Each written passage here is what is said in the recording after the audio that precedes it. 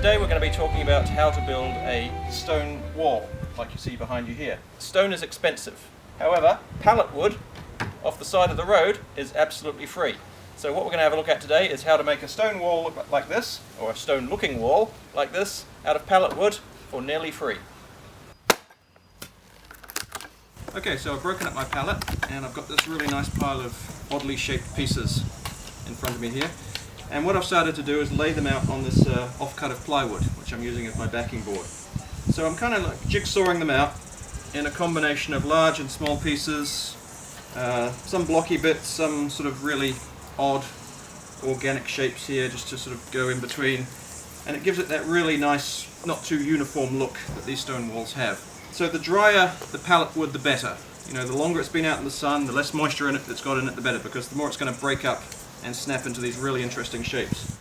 After I've laid out my pieces on the board, I'm simply using a liquid nails glue to glue them on. I sometimes find I have to use screws to secure some of the larger pieces. So now that we've got our board prepared, I'm going to mix up the paint, ready for painting it. So this is just white acrylic. It's housing paint, had some left over from a job. But this is probably what's going to cost the most for this job, because you will go through quite a bit of white paint to paint, you know, depending on the size of what you're wanting to do. So white acrylic housing paint, simple black acrylic as well, which we're just going to drop in there and mix up. The reason I do this pre-mix is because we want to come back to the white later and use it for brushing highlights. And now our paint's nearly ready for the last part of this mixture. Sand. I just went to the local hardware shop, building supplies, grabbed a bag of sand, dump that in, mix it in like so until it's nice and chunky. And here we are laying on the paint.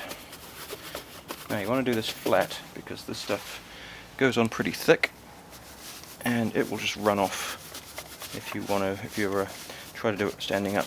So you want to lay your board flat and just splodge it on quite heavily, get it on all the cracks, and also every so often just pile it up on flat surfaces just to give a little bit more three-dimension. Try to disguise the fact that it's just flat wood, because that'll dry nice and crusty and maintain that stony texture. Okay, once I've got pretty much a full coat on and it's still nice and wet, what I like to do is throw some more sand on it and then dab that in.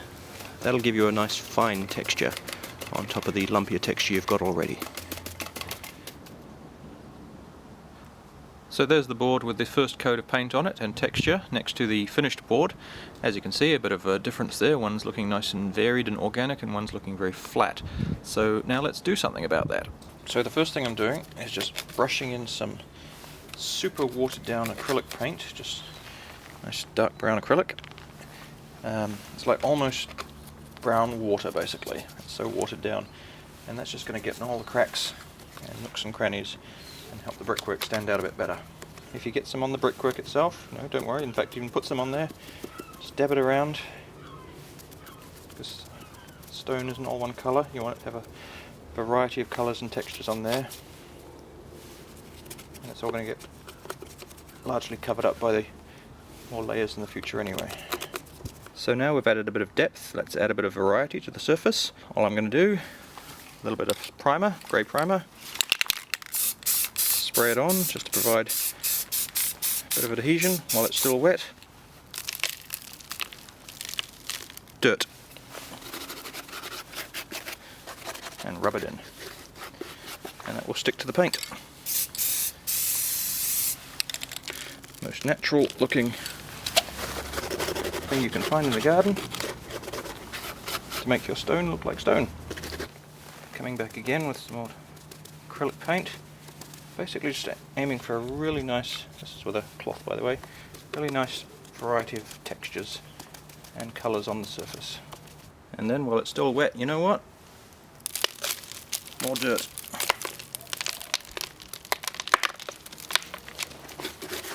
Basically all sorts of junk, dirt, natural stuff that might have piled up on these stones over time.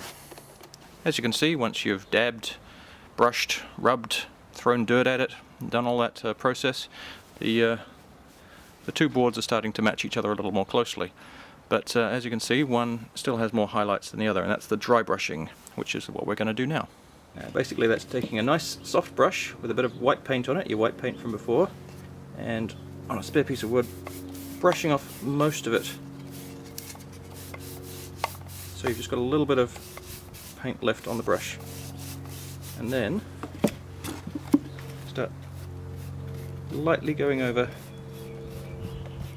the top, just picking up all that finer detail and the edges. And as you can hopefully see, that's going to really make those boards stand out from the darker areas that we put in earlier. So hopefully you can see what a difference that's making on the bricks that already have dry brushing on them, as opposed to this side where I haven't done it yet. Much more texture, much more three-dimensionality. So I'm just going to go on and finish that off and then see how the two boards match. Okay, so those two boards are matching quite nicely now with the dry brushing finished. As always, it's a process of gradually building up your layers, dry brushing on the white, adding some more shadows, throwing on some more dirt. I've even mixed in a little bit of green there to suggest some moss growing, adding more highlights, more shadows, more dirt, until I'm happy with the finished result, which I am pretty happy with now.